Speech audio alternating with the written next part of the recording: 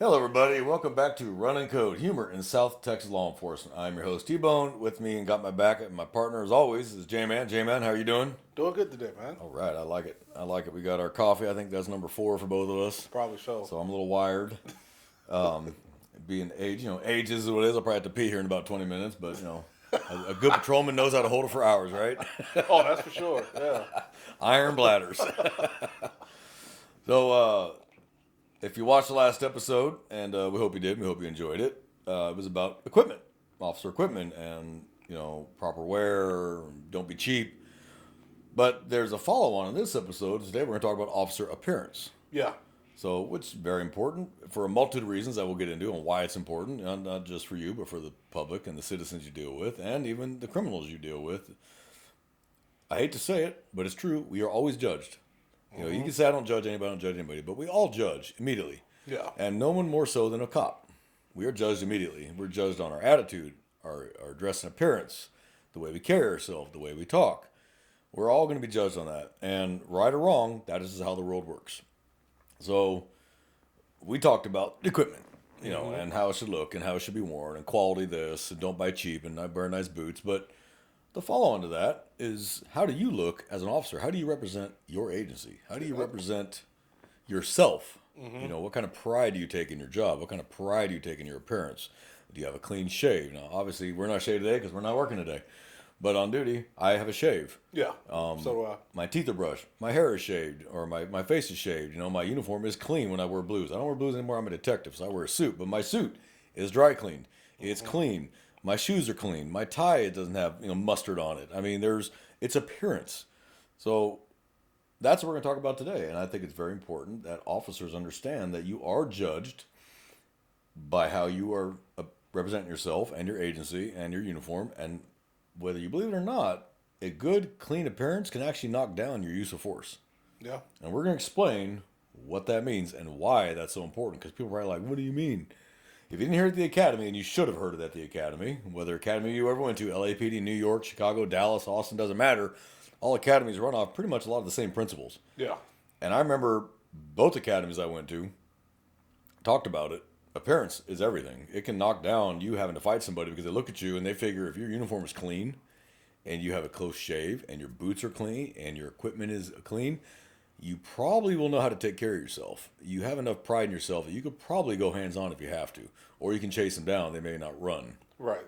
If you are the obverse of that, the officer that is 60 pounds overweight, uniform is practically purple or gray, and your boots are dirty, and you haven't shaved in a week, and your hair is not even like close to any kind of hairstyle, just like two birds are fucking on it. Okay, but tell me I'm wrong. Two birds. Two birds, that's right, two birds laid a nest, and we're making babies. That's funny. You're more likely to fight with somebody or they're going to run because they look at you and go, there's no way this guy's going to fight, and there's no way this guy's going to run. Yeah. I can get on top of him. He's going to gas out fast. He's going to be out of breath quick. And as everyone should know that's been in fights, if you can't breathe, you can't fight. Oh, that's true. Yeah. So officer appearance is so important. And we did health and wellness. And we talked about being in shape and being healthy. Now, I'm the last one to talk about being in shape, but at least I'm not round. So, yes, round is a shape, but not the shape you want to be in. Right. I can still hold my own. I can still fight. I can still run if I had to. Yeah, I'm not in that world anymore, but as a detective, I might still have to put my hands on somebody one day. Yeah, I may true. find my suspect and, oh crap, I don't have time to call for unit. I got to go hands on and get him into custody. And so it behooves me to be in some kind of shape. Now, yeah, I smoke cigarettes and I drink coffee, but I can still run and I can still fight. Now, should I quit doing those things? Yes. It's not good for officer wellness to smoke. And it's, coffee, I'm not stopping coffee. I don't give a shit. Too much coffee. If they ban coffee, I'll be a criminal. Do I need to quit smoking? Absolutely, I need to quit smoking. It should never have started, but that was the 90s when I started, and it was a different time. Everybody smoked. I remember smoking sections in restaurants. Hell, I remember when restaurants didn't even have smoking sections. The whole restaurant was smoking. And then they started making sections. They started putting glass sections in. And then it became, nope, killed it, and you got to go outside. And then bars. I remember when bars shut it down. You couldn't smoke in a bar in California anymore. And then when I went to Europe, you smoked everywhere in Europe. I mean, taxis, church, they didn't care. You smoked everywhere. That was considered, it was not antisocial to smoke. They smoked on the train, the subways, in the restaurants. They didn't give a shit. You'd be at a 5-star restaurant, and there's a guy next to you with a fucking cigarette, and you're like, Okay, I like smoking too, but I don't like it mixing with my steak. So, and then I came back to the States, and they were starting to clamp down on it. So, I need to quit. I know I need to quit, but I can still do my job, and I still look presentable. When I do have to wear blues, because I work in EJ or that means extra job for those that don't know, or I do have to wear blues because we're on a tack alert or whatever, I wear them correctly, and they look sharp, and they're clean, and they're pressed, and my boots are clean, and I have a clean shave because I'm still probably going to be out in the public today. Mm-hmm. You're based on how you look. And if anybody doesn't believe that, has never actually been a cop or studied this. Because if you watch Suspect, you're watching the Suspect, they're watching you just as closely, and they're gauging you. And you can kind of see the wheels in their head turning, like, can I get away from this officer? Will he fight? Can he run? Then they're thinking of these things while you're looking at them equally. So we want to talk about that today and why it's so important. So, J-Man, take it away while I drink my coffee. I'm going to let you do some talking. Well, yeah, the appearance, it makes it goes on the basics. You look good, you feel good. So once you absolutely get up at a good time, take that time to like set your appearance out. If your gear's already done the night before, so all you got to do really is like working on your hair, cleaning your face, stuff like that. You put on a good appearance, you get that confidence, and when you go out into the field, everybody else feels that confidence and they feel that good energy that you're bringing. So even when you're having just normal interactions, right? Nothing that's, that would have to be dealing with like somebody combative. No, yeah, the 97%. Yeah, the regular just humdrum calls. People feel that, and they'll actually respond to it. Mm-hmm. I mean, I've had it to where hey, this is a very pleasant interaction, or officer, you look real nice, look real sharp, stuff like that. That happens. Mm-hmm. Hell, it's even an extension to your patrol unit. Mm-hmm. Even though that thing is shared by three officers, deputies, whomever. If you take the time to car wash it, if you want to, I know some officers that go to the extent of detailing like the inside of the car, damn near detail it, mm-hmm. and they give it to the next person like it's been to a professional car wash and place and detail. Hell, all of it just exuberates that you care. Yeah, that you care. Shows you take pride. Yeah, it shows that you take pride, and people will see it because the perception will be, oh, well, look, I've seen like 10 cars today from X agency. But I saw this one, and man, that officer really puts it together. Mm-hmm. There's still some officers, deputies, troopers who care, and that's the quality of care. That's probably a good troop, deputy, officer in that vehicle. If it hasn't rained in 2 weeks, and that car still is brown, that's a problem. Mm-hmm. So, if you remember on the use of force continuum, what is the first level? It's officer presence. Officer presence, command presence. Mm-hmm. If you show up and your uniform is blue, not purple, and your gun belt is clean, and your boots are clean, and you have a clean shave or, a nice trimmed beard, you look professional, you are less likely to have to go hands-on with somebody, and they are more likely to listen to what you're telling them. Right. You get that officer, like we talked about, Officer Fat Ass, who is 50, 60, 70 pounds overweight, and his gun belt is barely hanging on for dear life, and he can't even keep his pants up. That's not someone they're going to take super seriously because they're going to look like this dude's a burnout. He doesn't care. He doesn't give a shit anymore. And honestly, if you look like you don't care about your own appearance, how the hell are you going to care about anything? And people will sense that too. Like, and they absolutely that you don't care attitude. You could have all the knowledge in the world because you've been doing this job for 30 years. But they're not going to want to hear it because of the way you look. That's just that simple. And it could be like, prime example I see these on is disturbances. Mm-hmm. Two styles of officers show up. The one that looks good in appearance, cares about themselves, and the one that's kind of like iffy, mm-hmm. middle of the pack, so-so. The so-so officer gets a lot of that flack, or they won't get details that's helpful to the case that the other officer will. And it's all psychology. It's all like psychosocial responses. It's strange, mm-hmm. but it works. It works. It just pays to put that extra emphasis on yourself right before you start your day. A good command voice too. Mm-hmm. Not yelling. There's a difference between yelling and command voice. Yeah. A command voice is an instant verbal response that I will be obeyed. Mm-hmm. Now, I'm not saying approach every situation with a command voice. Hello, how are you today? Okay, you're going to get a negative response from that. But when you got families yelling at each other and they're screaming and you can't hear them, a good command voice can stop that real fast. And I got my command voice from being a drill sergeant. Yeah. So I don't have to yell. Command voice is not yelling. There's a difference in command voice. Command voice is basically just a stern, sharp, hear me. Yeah. And so if you can't develop command voice, you don't have command presence, you're going to get ran over. Mm-hmm. I've known women that have an amazing command presence, and I've known male officers that look like shit with no command presence. Command presence is not a gender specific thing at all. I've seen some female officers that are sharp, and they wear the uniform sharp, and their hair is bunded up, and they look business. Mm-hmm. They're not flirty. I'm here to work, and I'm here to do my job. And sadly, female officers, women officers, have a harder time than men do because people automatically judge them because they're a woman. So they got to be twice as sharp as a man does. Yeah. And it's not fair and it's not right, but that is the way of the world we live in. And then I've met officers that have no command presence, no command voice, uniform looks like crap, and no one takes them seriously, and they got more use of force or chases than anyone else because the suspect's like, I can get away from this dude, or I'm going to take his weapon from him. Mm-hmm. He clearly doesn't look like he's ready to fight anything other than a box of donuts.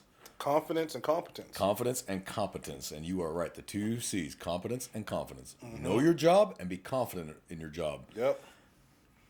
You know the answer, be confident with it. Don't look unsure. Penal Code 2503. You're in violation of it. It is what it is. Turn around, put your hands behind your back. You told them what it is, and that's it. You're not arguing. That tone of voice says, we're not arguing about it. Yep. I told you what it is, turn around. If you're like, well, sir, you're under arrest, turn around. He's going to be like, really? I'm going to think about this. I might get away from this dude. Yeah, he'll get away now. We'll get him later, obviously, but the goal is to get him in custody now. So confidence and competence. Now, not arrogance, confidence. Yeah. And there's the difference between the two. You don't want to be cocky with citizens. You cocky fellow officers, and they'll cut you down a peg. Yeah. Senior ones will cut you down a peg real fast. Oh, yeah. But citizens, don't be cocky with citizens. And that's why we treat people so roughly in FTO the way we do. If you can't be humble with fellow officers and trainers, how are you going to be humble with a citizen? Mm-hmm. You don't drop a 10-pound badge on their feet every chance you get just to show that you're the man. My dick's bigger than yours, and my badge matters, and nothing you say counts. That's not it at all. Don't discount people just because they're not cops, and don't believe what they say. Mm-hmm. If the story they're telling you is credible, and they can prove it, don't discount it. Just because they're not a police officer or a peace officer or a sheriff's deputy or a state trooper. So while we're talking about appearance, if you notice, state agencies like state police, like California Air Patrol, Montana State Police, Georgia State Police, all the state police, I've noticed they tend to be a little sharper.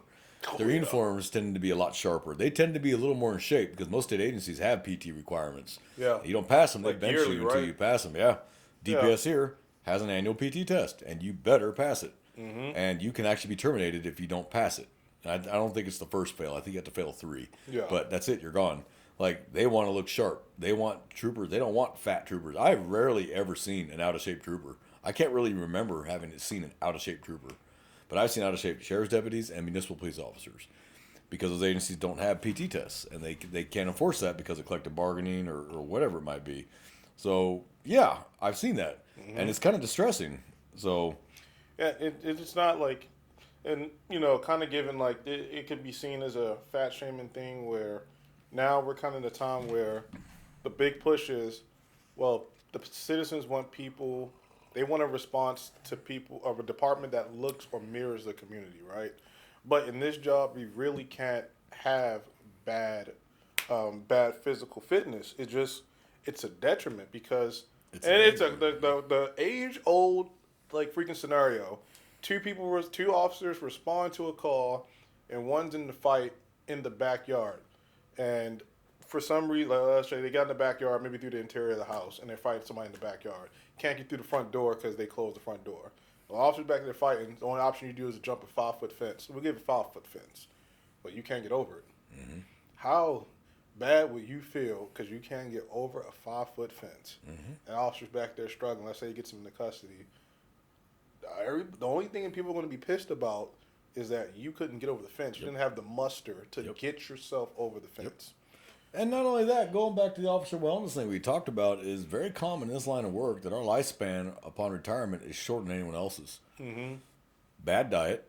Yeah. Big one, because you eat on the run. You don't have time to really sit and enjoy your meal. Shovel it in, and fast food's the easiest thing to grab. Shovel it in. Yep. And that's not good for you. And then a lot of energy drinks, Bang, Monster, whatever, and you're sucking 3 or 4 of those down during a shift, and then you have the excesses, Yeah. and then you don't exercise because you're exhausted. Mm-hmm. So by the time you retire, you probably got diabetes and heart problems and back problems, and High because you blood didn't pressure take minimum. high blood pressure. So what I've noticed is that officers tend to die.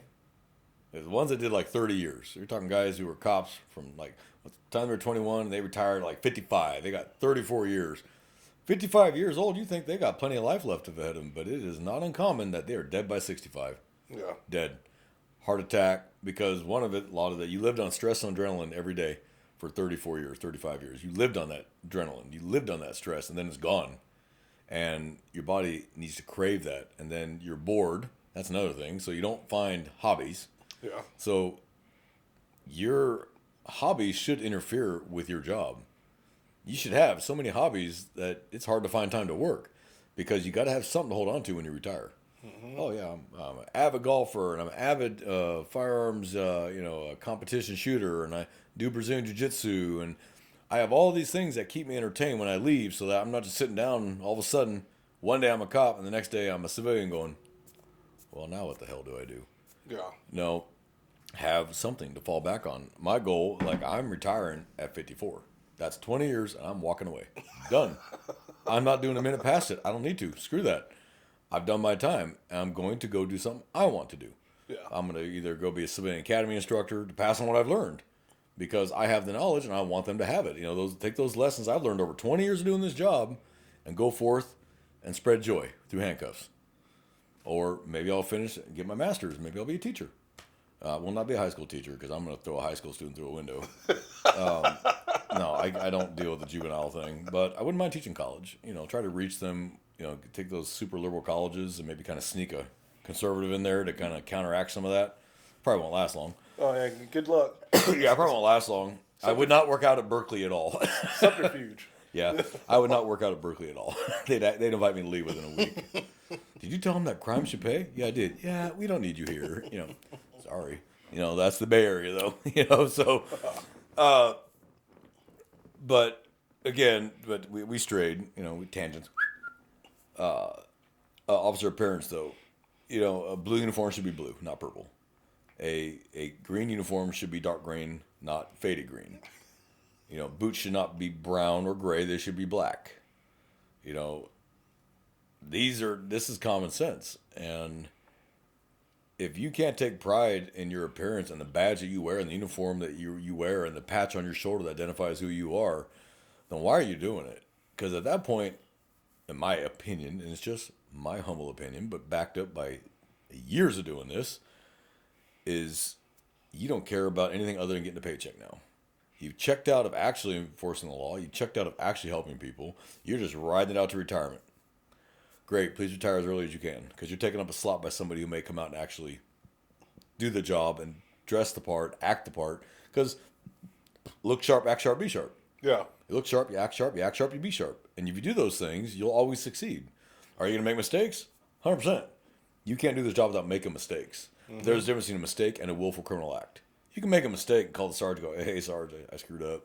Yep. And as long as you're honest with the Sarge, generally they got your back. They might smack you pee-pee in private later, but all right, I got your back. We'll talk about this later, but here's how you fix it, and don't do that again. Yeah. Because you're honest with them. Yeah. Versus willful criminal act or purposely malfeasance, not doing your job at all, like ignoring what you saw, like watch the camera footage later and go, are you serious? Why didn't you arrest him?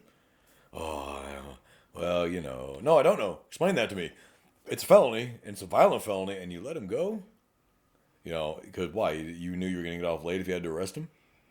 Oh, well, you get overtime, don't you? You get paid, right? You're not doing it for free. Yeah. That's annoying to say the least. Oh, yeah, yeah. So I dry cleaners should be your friend. Although you can buy wash and wear uniforms. Like the uniforms I have now, they're all wash and wear. I don't have to dry clean them. They are wash and wear. Yeah. Pro tip for those that do not know this. I found this out a couple years ago from the guy I buy my uniforms from. Do not use static sheets with blues. That's what turns them purple. What sheets? Oh, you're talking about the static sheets. Okay. The bounce or whatever static sheets. Oh, like the fabric softeners. Fabric softeners. Yeah. Thank you. That is what turns blue uniforms purple. Did I did not know that. and I have not used them ever since. Here's what I do use, and for all of you, good pro tip: white vinegar in your washing machine. You do not have to use fabric softener in the dryer. Okay. So, and just a pro tip. It's gonna be a tangent, but a pro tip. And I learned this from my mother, and holy shit, was she right? Thanks, Mom. I know you're listening. Love you. Thank you for not smothering me in my sleep. When you wash your clothes, sometimes you notice the towels still smell. And you're like, I know I washed them. Try vinegar. Put vinegar where the bleach goes. Put white cider vinegar. White cider, not any other. White cider vinegar. Let me be real clear. White cider vinegar where the bleach goes.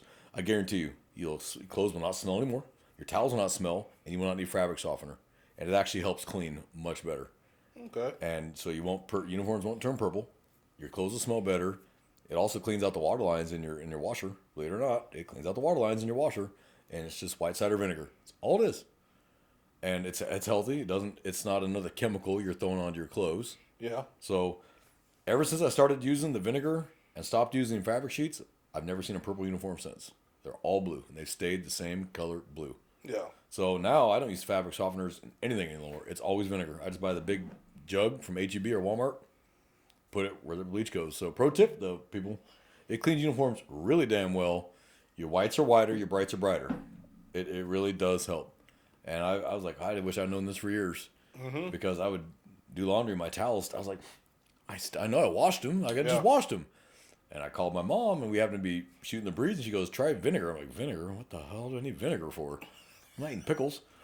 And she goes, no, pour some vinegar in there. And I did, and washed all my towels. The smell was gone immediately. It smelled fresh. It smelled clean. Like, holy shit. And she goes, yeah, vinegar.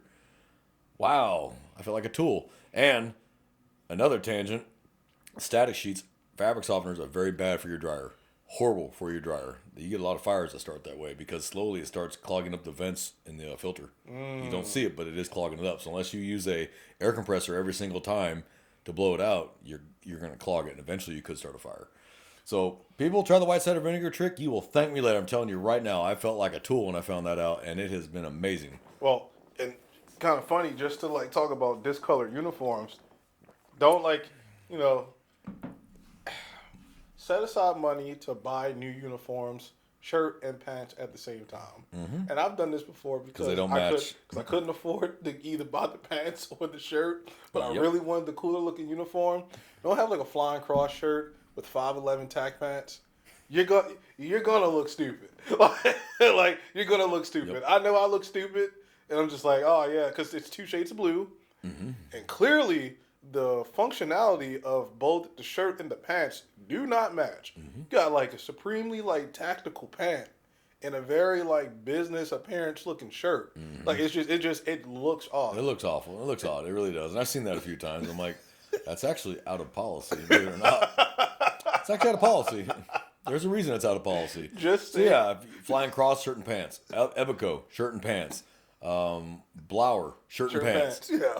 Because the shades are a little off. And like I liked Blower. I liked the super shirts because they had the reflective in the pockets. You could push the pockets in and get reflective on your Blower's sides. nice. Right up here, or you flip these pockets up and get reflective. But I found, and I'm not asking for sponsors from Ebico, but if you're listening, I'd appreciate it.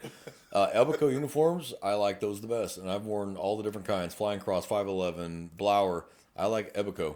They seem to last longer. The blue stays consistent, and they're light. You can breathe through them, so I don't feel like I'm fucking dying wearing them. Now I can't do anything about my vest. That's just going to be hot no matter what because Kevlar, and plates. Yeah. You can buy if you want to spend your own money and spend $1,000. You can buy those vests that have the cooling gel inside it, and yeah, you can do that. Hey, nothing says you can't, but you want to be careful doing that because your agency provided your ballistic vest, and if you go get a different vest, even if it's the same exact level of protection, 3A, 4, whatever, but you get shot and the bullet somehow gets through, that's not the vest we issued you. Pretty much, yeah. That's so that's the drawback. You want to be cautious. Yeah. Doesn't mean you can't. You just be cautious. You might want to check with your department. Check with your firearms guys. That's usually who also handles ballistic vests. But vests again, officer appearance. You can tell when someone's not wearing a vest. Yeah, because they don't look as puffy as usual. Yeah, and you can see it right here at the shoulders and on the back on the shoulders. You can tell if someone's wearing a vest. and you're like, oh, I got a chance with this guy.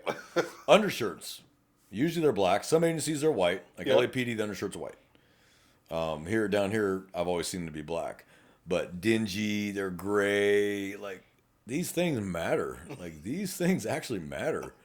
It all just goes to, does this officer take his job seriously, his oath seriously, his appearance seriously? Does he have command presence? Does he lack command presence?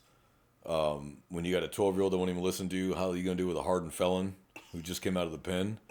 Like, you know what I mean? Like, test that theory, guys. If a 12-year-old won't listen to you, I doubt the adult's going to. So it drives me nuts that the people just do not.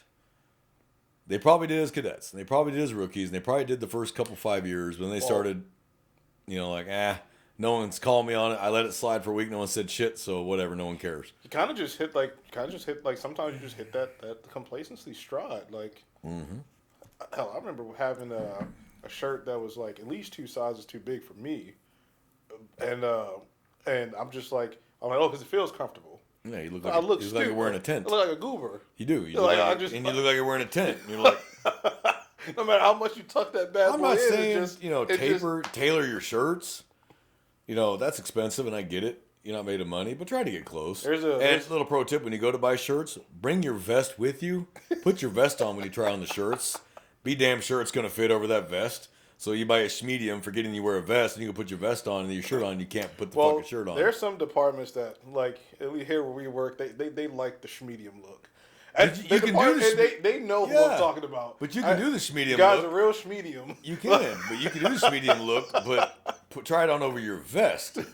Don't go in there without your vest. That's just the point. Yeah. Okay. Well, you got the Cracker Barrel chest. Yeah. Seen that. Yeah. So I wear shirt stays. It keeps my shirt pulled down, so it doesn't come untucked, and it looks professional, and it doesn't come untucked in the back, and you have that fold over your cuffs and shit.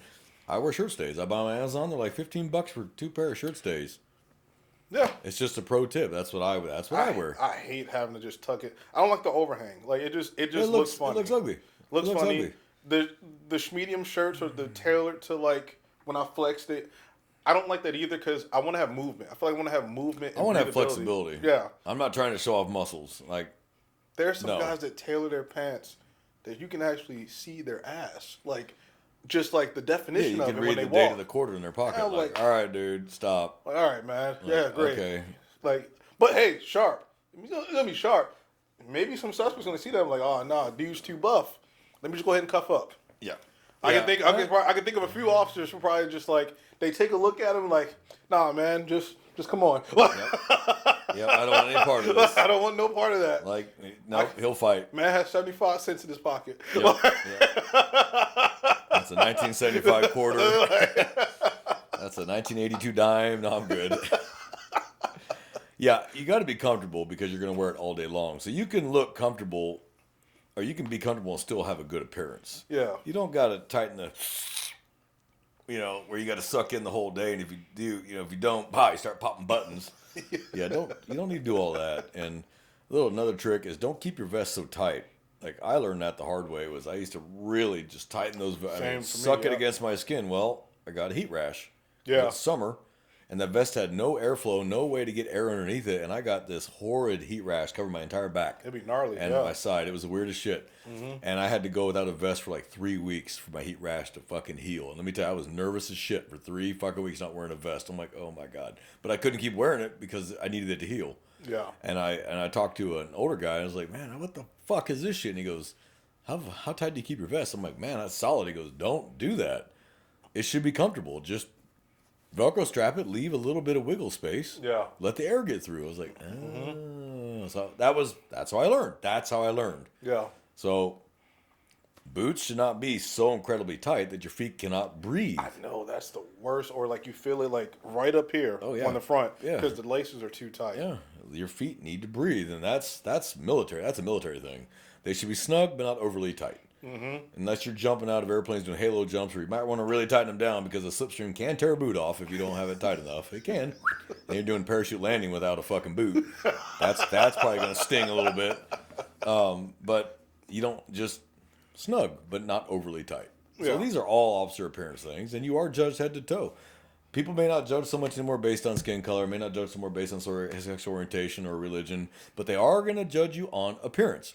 Always, always, always, Yep. always. That's why gangbangers, when you arrest them, whether they're black, white, Hispanic, Asian, doesn't matter. When you arrest them, they look like shit, baggy clothes, tattoos hanging out, hair looks like shit, beard looks like shit. Get them to court 8 months later, haircut, nice shave, suit. They look nothing like they did when you arrest them. Why? Because the jury has nothing better than to stare at him for 8 hours. Yeah. And so look at him going, he don't look so bad. I mean, they're ignoring the big screen with the Axon or watch guard or whatever footage you have. They're looking at him going, well, okay, maybe he really did change because now look, he's in a suit. No, his lawyer paid for the fucking suit. But the jurors also look at you as officers. You're on the stand too. Yeah. They're looking at you like, oh, look at this fat ass. They have nothing better to do. Juries are swayed by appearances. That's why lawyers know this and they have their clients dressed the way they do because they know that civilians are like, well, he's in a nice suit and he looks like shit. Okay, we're going to believe him, even though he's covered in gang tattoos all up the side of one's face down the other. Fuck you on the side of his neck, But juries are swayed by appearance. So you as the officer come in to testify and you made the arrest on this guy and you look like a bag of fucking donuts. Mm-hmm. You lose credibility right there. Like the defense lawyer is praying you come in looking like shit. Because, ladies and gentlemen, the jury, he's not a bad officer and they'll do this shit. Defense attorneys don't run officers down.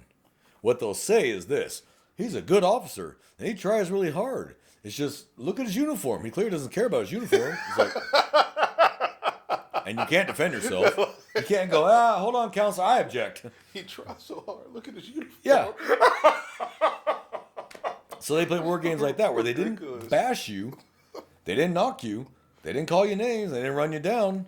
But they just made sure the jury could see the mustard stain in your shirt and your uniform's purple instead of blue, and your boots are cracked and faded. Like they're not knocking you, but they're not praising you either.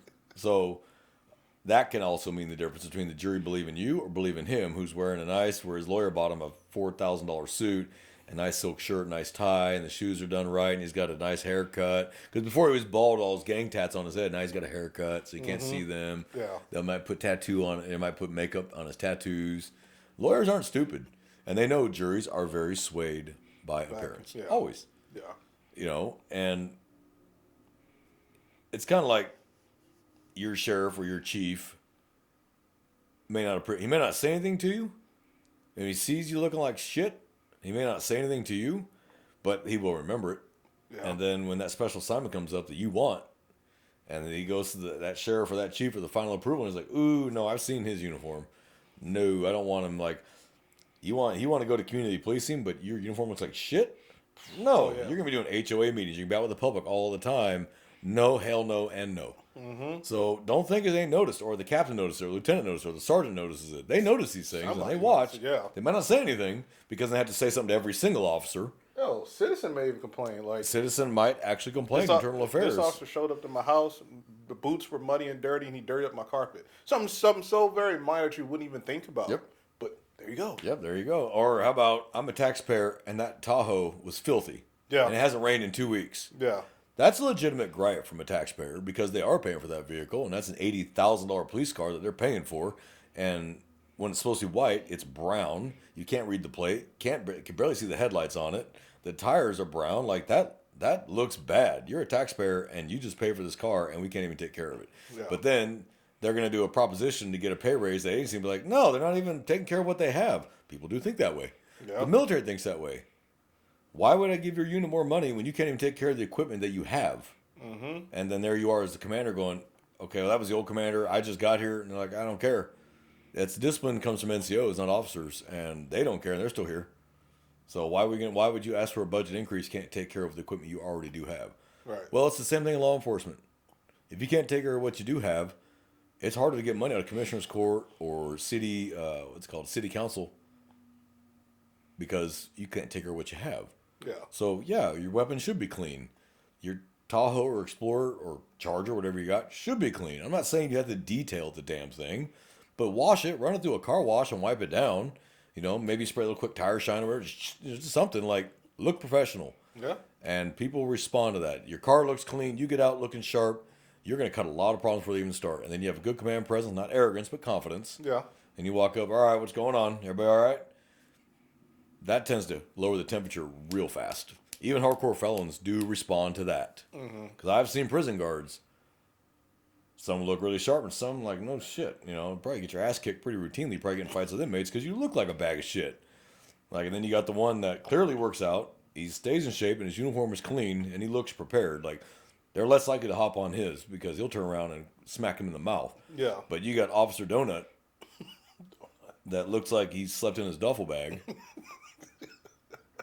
Yeah, that's the one that probably the inmates probably attack. So whether you're working in jail, working in a prison, or you work in the streets, your uniform appearance can actually keep you safer. Believe it or not, it can keep you safer.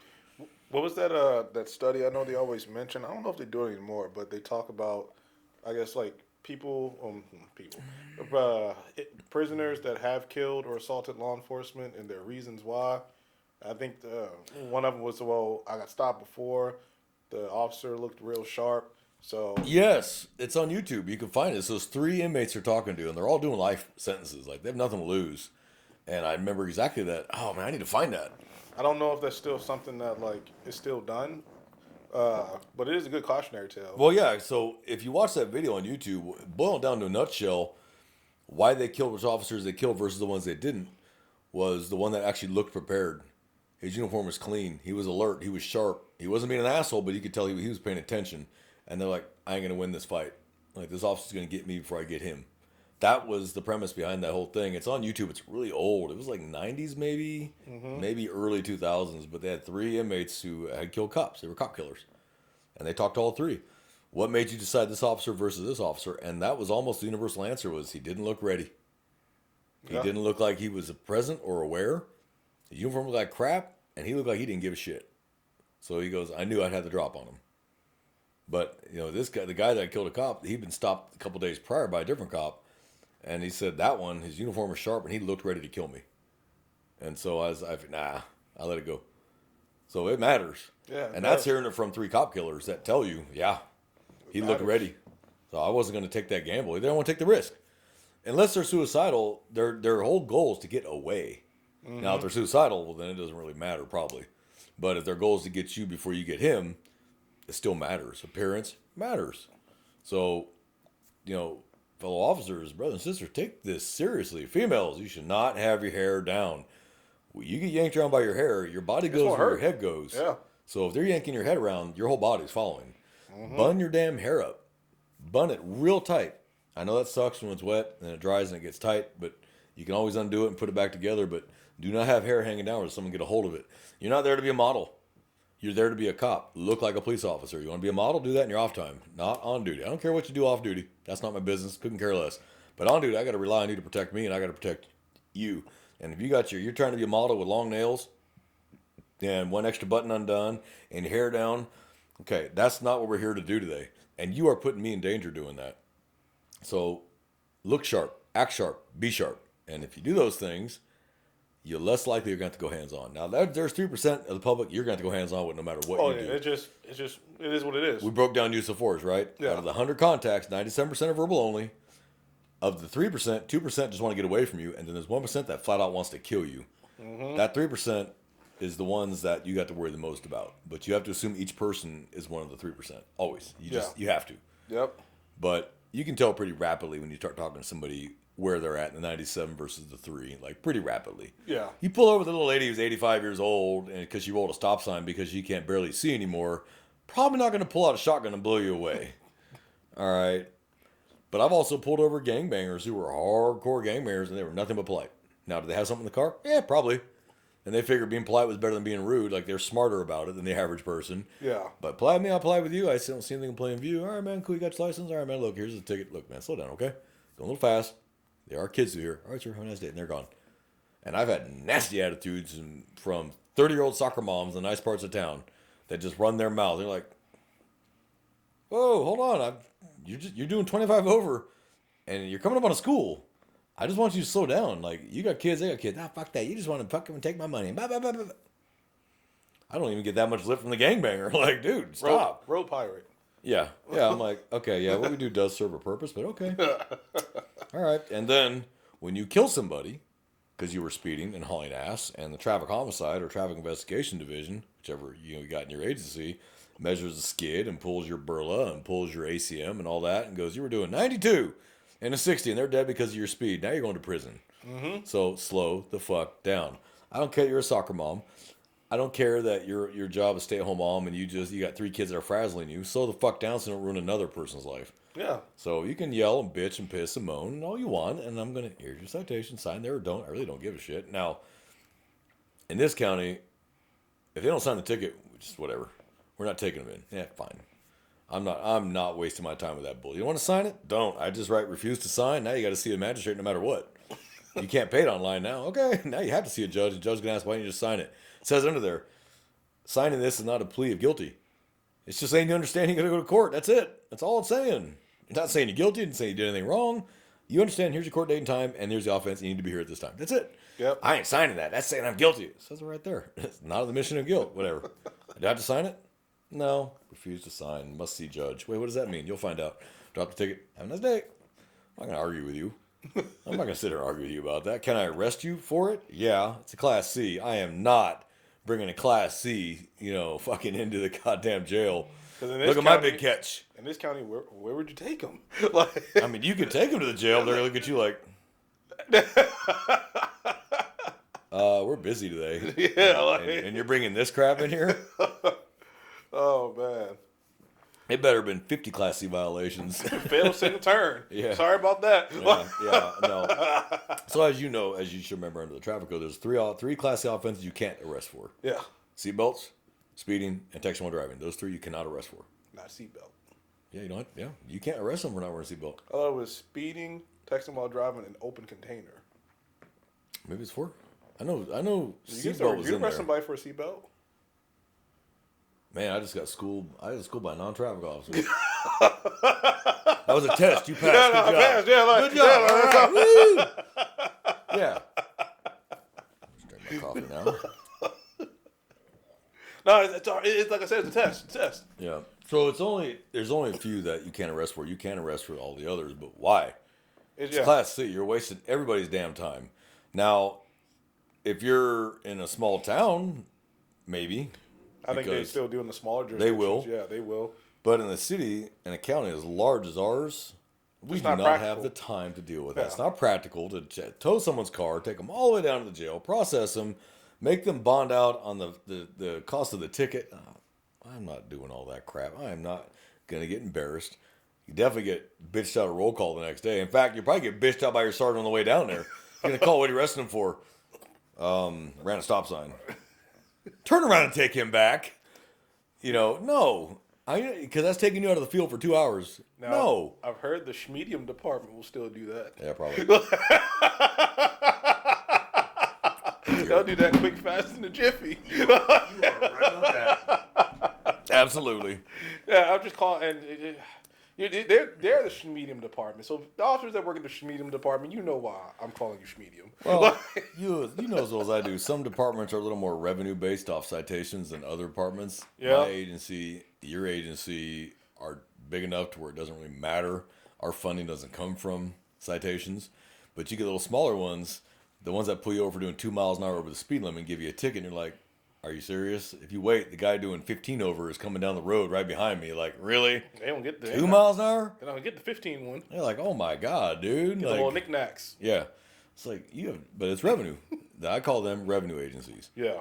Because that's pretty much one of their few sources of income. That's usually your little small, real tiny municipalities. Mm-hmm. Maybe they have 5 whole officers in the whole agency. Yeah. They're going to get their revenue based off of that. Yeah.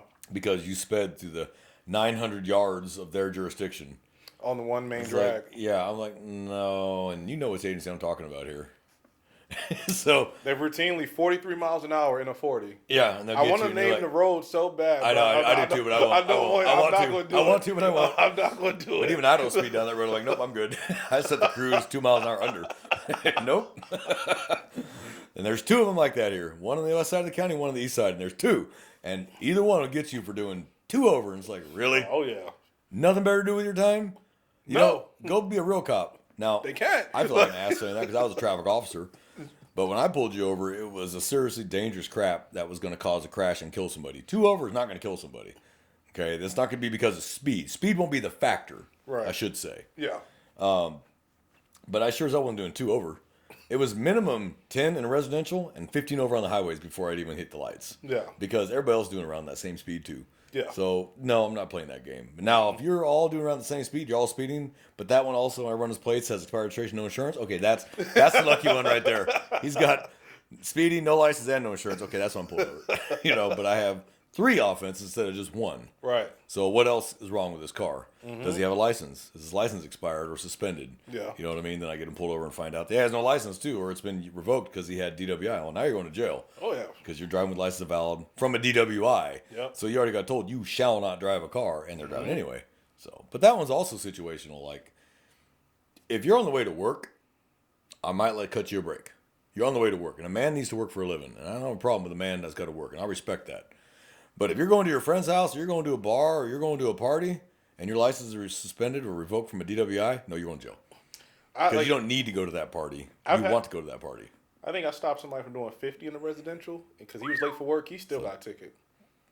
And I could know the break was, I'm not taking you to jail for reckless driving. 20 over in a residential neighborhood. Yeah, so he still That's fast. In a residential, was it 30 in that residential neighborhood? 20. He was 20? He was doing 30 over?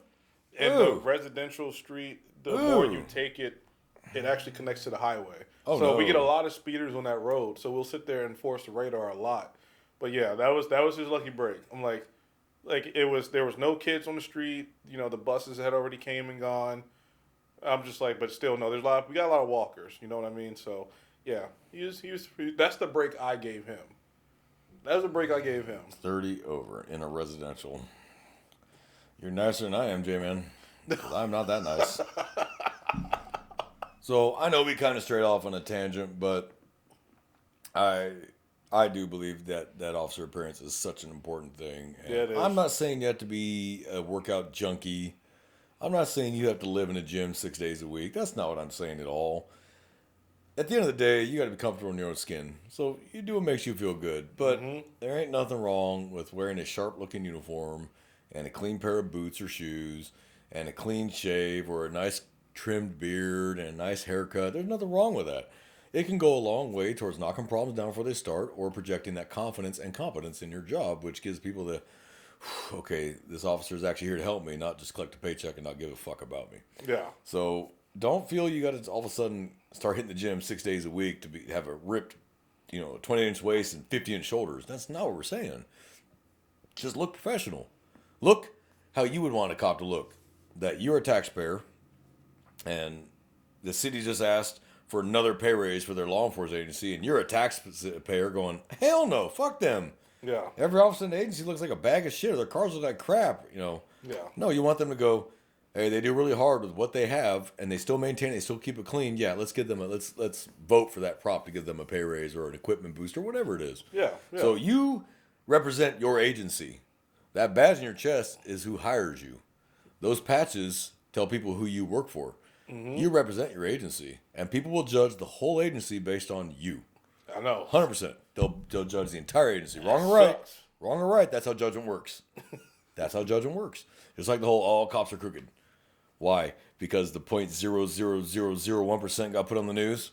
No, we're not all crooked. Sorry to burst your bubble. In fact, it's a very rare exception that they are. But that's not what you hear. Yeah. So automatically you paint us all with the same brush. Well, it's the same thing. You look like shit. Automatically, well, the whole agency must look like shit, because if nobody's correcting that, well, then they don't care. And they wouldn't be wrong.